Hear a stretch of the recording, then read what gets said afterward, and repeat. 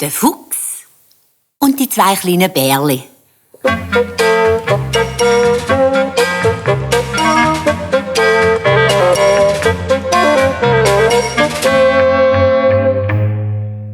Tief im Wald inne hat einmal eine Bärenmutter gelebt. Die hat zwei Kinder gehabt, der Knurri und der Muri. Wo die kleinen Bärli grösser geworden sind, haben sie zur Mutter gesagt: Wir sind nicht alt genug, um selber für uns zu schauen. Wir wollen in die Welt rausziehen. Also, adieu, Mutter.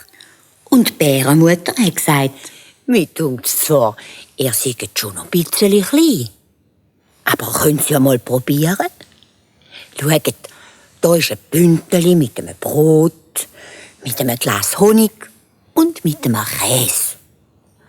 Aber tun ein bisschen sparen, dass es ein paar Tage langt.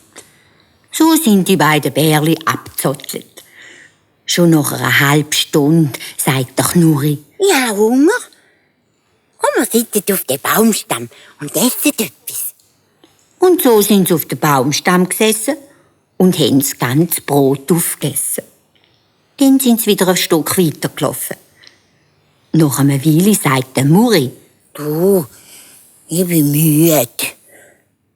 Komm, wir rufen ein bisschen aus und essen den Honig. So sind die beiden Bärli ins Moos plumpset und haben den ganzen Honig ausgeschleckt. Dann haben sie ein bisschen geschlafen und sich wieder auf den Weg gemacht.